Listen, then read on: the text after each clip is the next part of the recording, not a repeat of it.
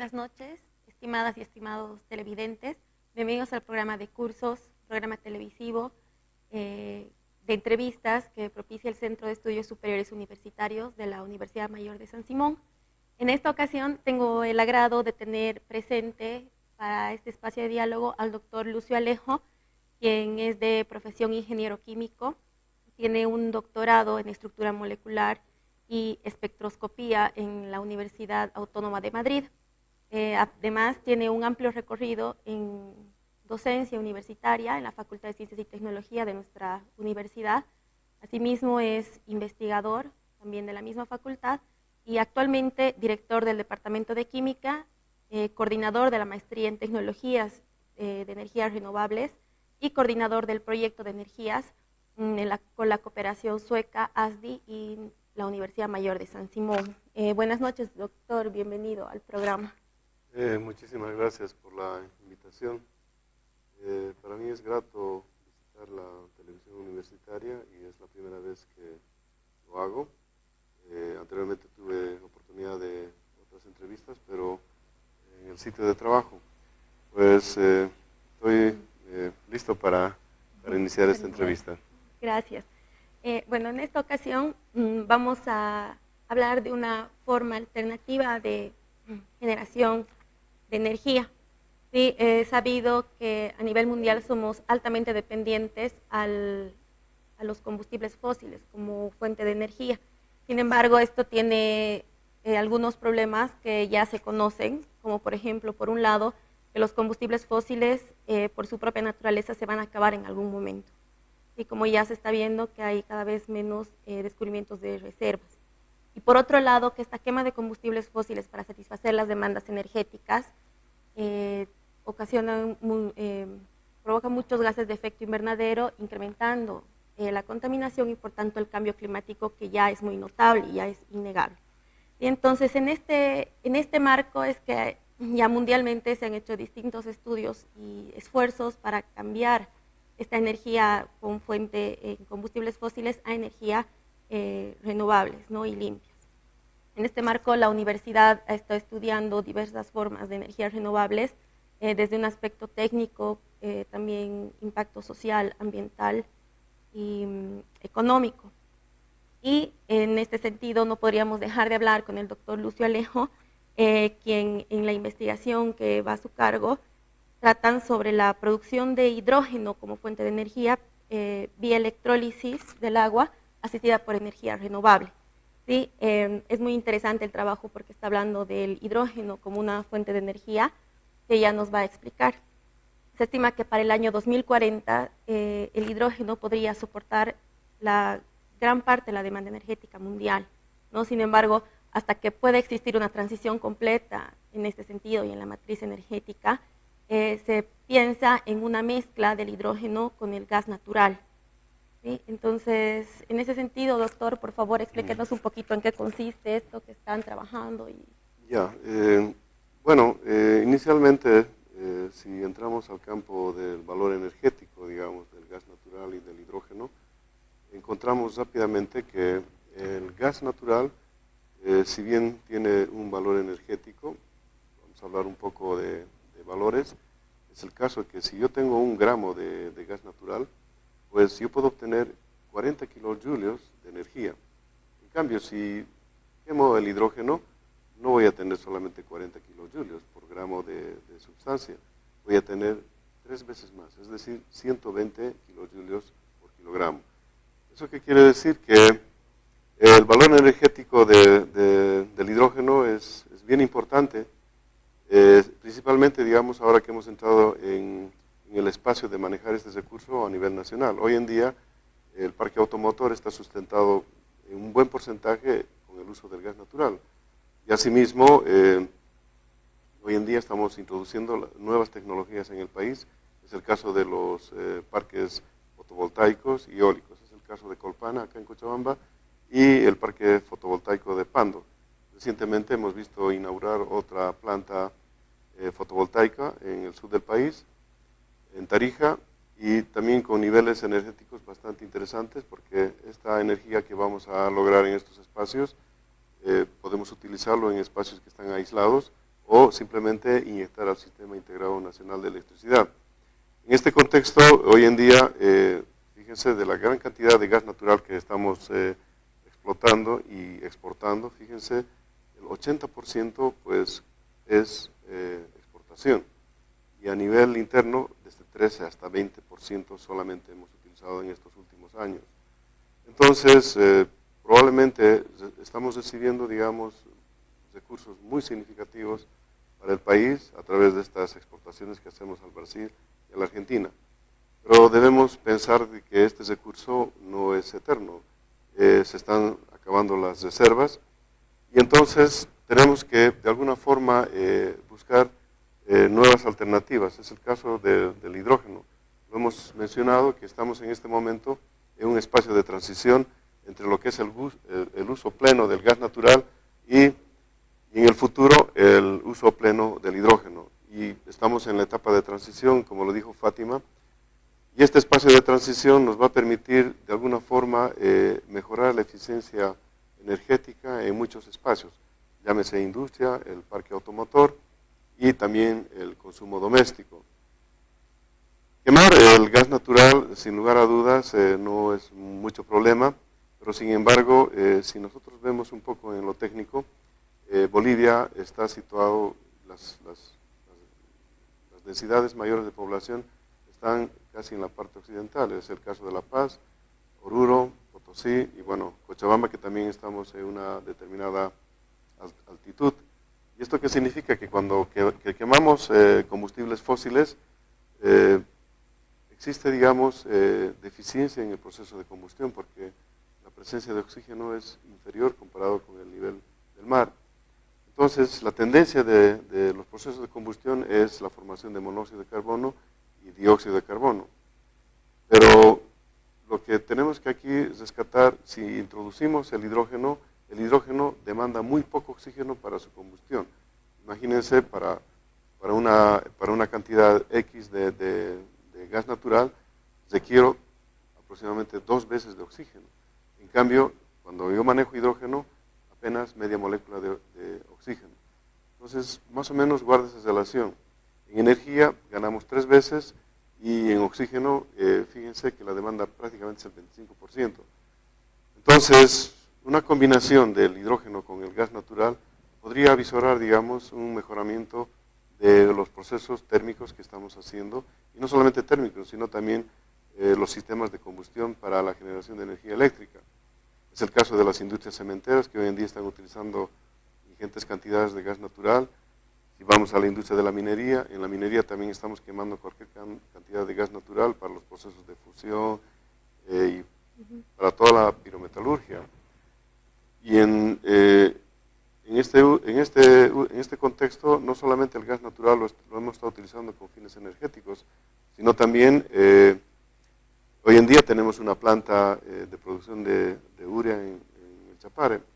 Entonces, para llegar a esa urea, pues el paso inicial siempre es la producción de hidrógeno y juntamente con el monóxido de carbono. Estas dos moléculas inducen a la formación de la urea, que hoy en día está siendo demandada por el país, y también hay la proyección de exportarla.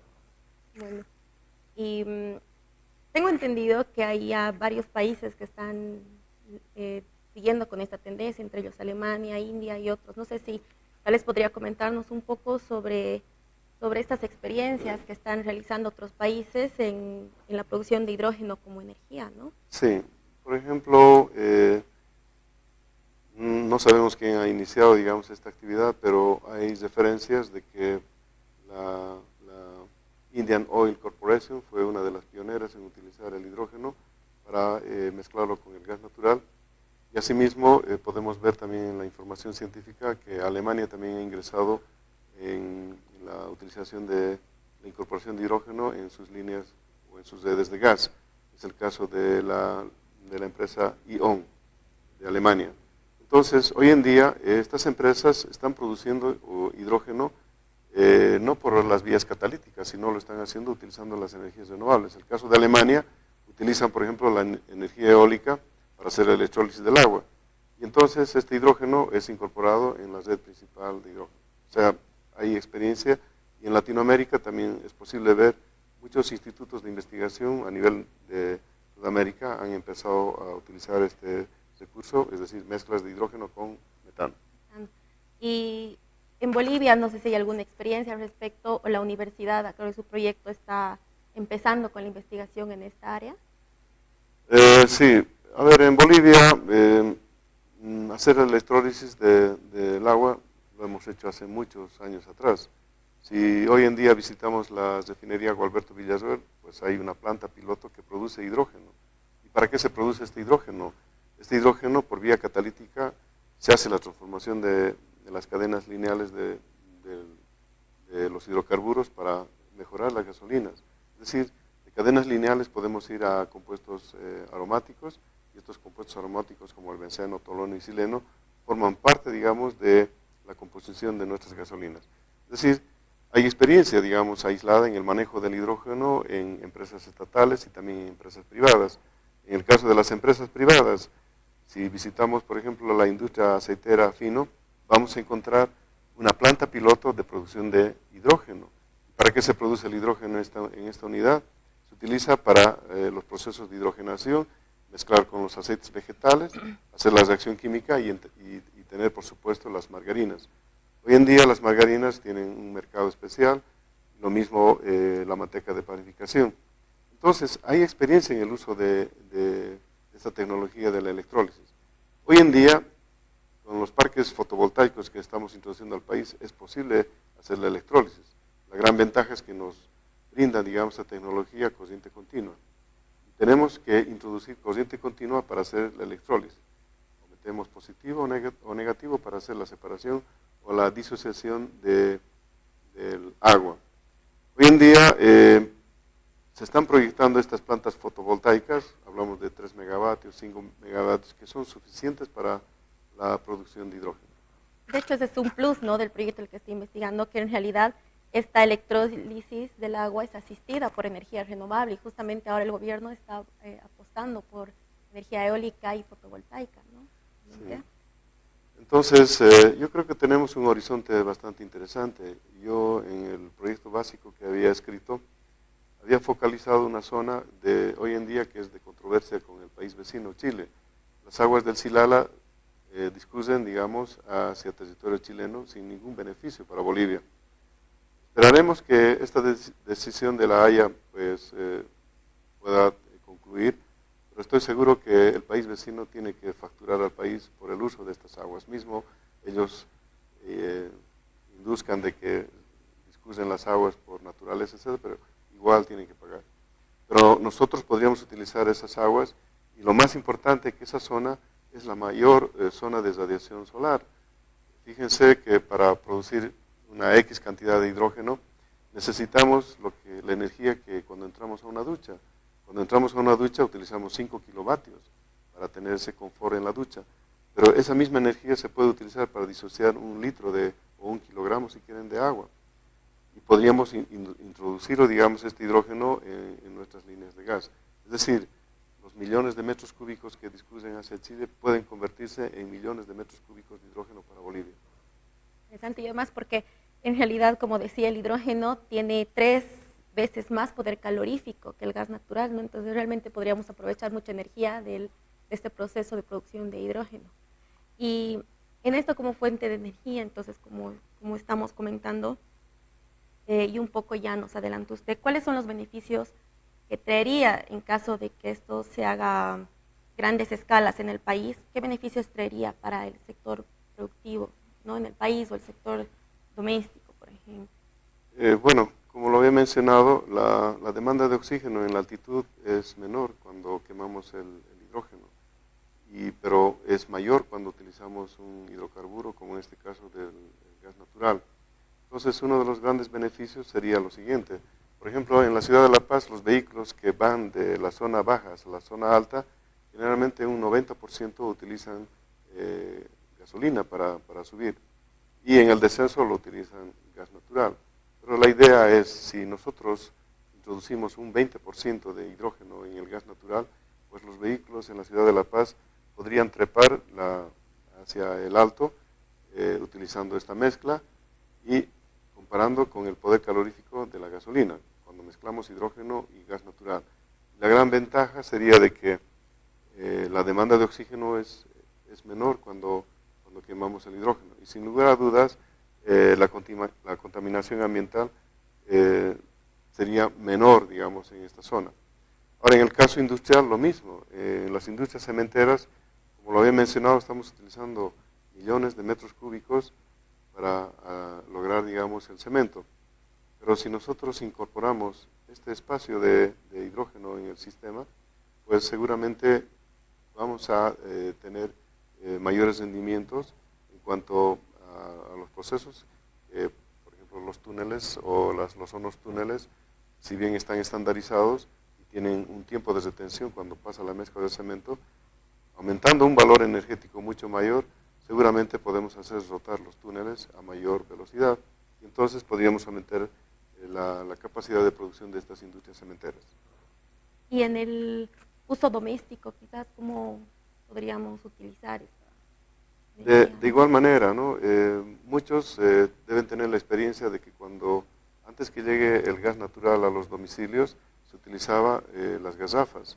Entonces las gasafas blindaban, porque son más átomos de carbono, la gente dice tenía mejor calda. Hoy en día, al haber introducido, digamos, el gas natural, hay que hacer modificaciones de las aberturas de las boquillas para tener esa misma calda. Pero la experiencia es de que si nosotros utilizamos estas mezclas de hidrógeno con gas natural, sin lugar a dudas podremos alcanzar sin modificación alguna las cocinas domésticas, ¿no? Y introducir entre un 10 o 20% como máximo, pues tendría las ventajas de usarse sin ninguna dificultad, ¿no? Sin ninguna dificultad.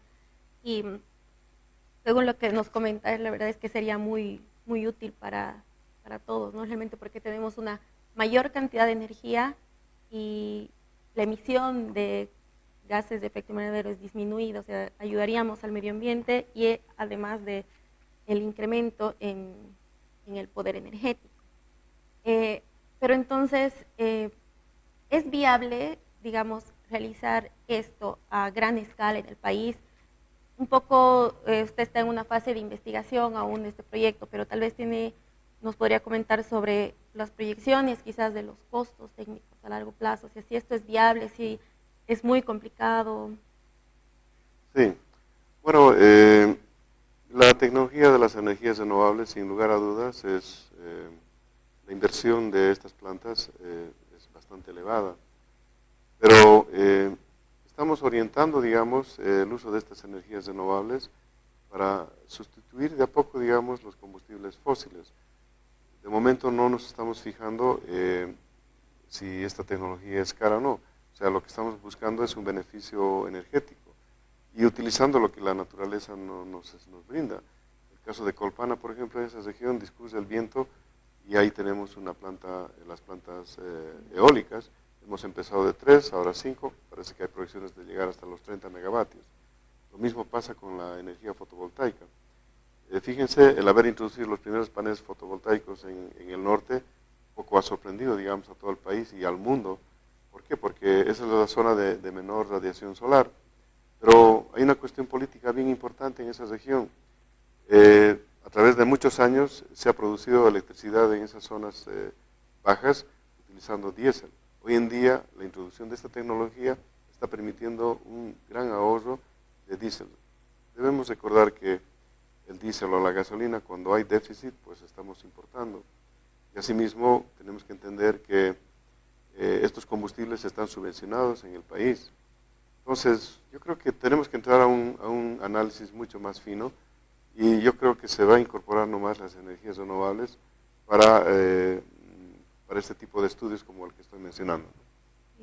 De todas formas, como la investigación que realizan es asistida por recursos renovables como eólica y fotovoltaica, y el hecho de que se estén planteando, ya están en segunda fase del proyecto fotovoltaico, por ejemplo en Tarija, también se está planteando en Oruro, entonces eso ya sería un gran pie, ¿no?, para empezar, porque ya las plantas estarían elaboradas para poder, digamos, continuar con este trabajo de la producción de hidrógeno.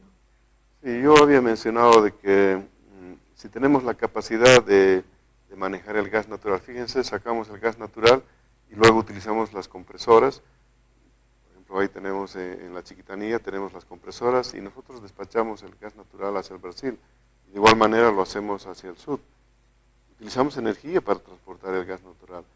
La generación de semejante energía, 3, 5, hasta se habla de 100 megavatios, podemos producir hidrógeno, podemos utilizar las compresoras y llevar a las zonas de producción, donde están saliendo las líneas de gas natural, y tendríamos, sin lugar a dudas, digamos, un efecto muy importante. Y en este caso es necesario un cambio, por ejemplo, en el parque automotor, es necesario un cambio en el motor del auto, en la estructura de los hogares, un poco para utilizar esta mezcla del hidrógeno. No, fíjense que esa es una de las grandes ventajas de la presencia de hidrógeno en esta mezcla. No se necesita hacer ninguna modificación en los motores de combustión interna, en absoluto. El gas se incorpora máximo en un 10 o 20%. Entonces no necesita cambio tecnológico para los vehículos en general y tampoco para fines domésticos o industriales. En absoluto, no induce a cambios. Si nosotros utilizamos otros combustibles, como por ejemplo el biodiesel, por ejemplo, sin lugar a dudas hay que modificar o hay que adaptar, digamos, para usar esto, ¿no?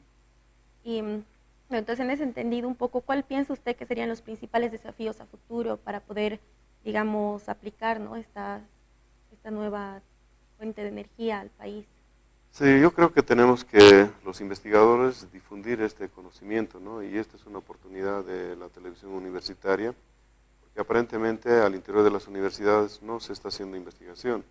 Pero sin embargo, este tipo de entrevistas tiene que mostrar al mundo, en este caso, por lo menos a nuestro país, de que estamos trabajando, digamos, en varios tópicos. Este es un caso de la producción. Yo, por ejemplo, ando trabajando con el hidrógeno, acá tengo un trabajo de investigación, y asimismo continúo trabajando, digamos, en la posibilidad de mejorar los procesos de combustión. Con la cooperación sueca estamos ampliando y hemos ampliado, digamos, los estudios. Hoy en día no solamente estamos estudiando las energías renovables, también continuamos con las no renovables.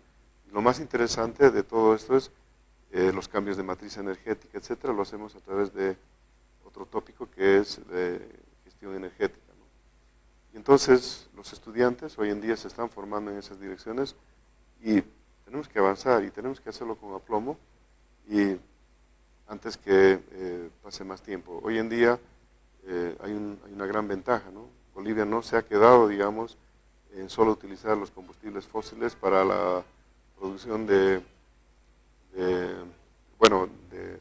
esta energía en el parque motor a la industria, sino hemos avanzado, digamos, a través de la producción de energía eléctrica utilizando las energías renovables. Y hay expansión y hay mucha expectativa, digamos, del impacto de estas energías renovables. Por eso nosotros no estamos atrasados en esto, más bien lo que debemos diversificar, digamos, el uso de esta energía obtenida por la naturaleza, es el caso fotovoltaico o eólico, y fíjense, son tecnologías mucho más limpias comparadas con el uso de los combustibles fósiles, ¿no? Claro. Entonces, bueno, en realidad esto del uso del hidrógeno como una fuente de energía es realmente muy interesante, además que de tener múltiples beneficios para el sector productivo, para el parque automotor, ¿no? Incrementa la energía y sin embargo estamos contaminando muchísimo menos, que es uno de los objetivos que tenemos, ¿no?, en el país y en el mundo.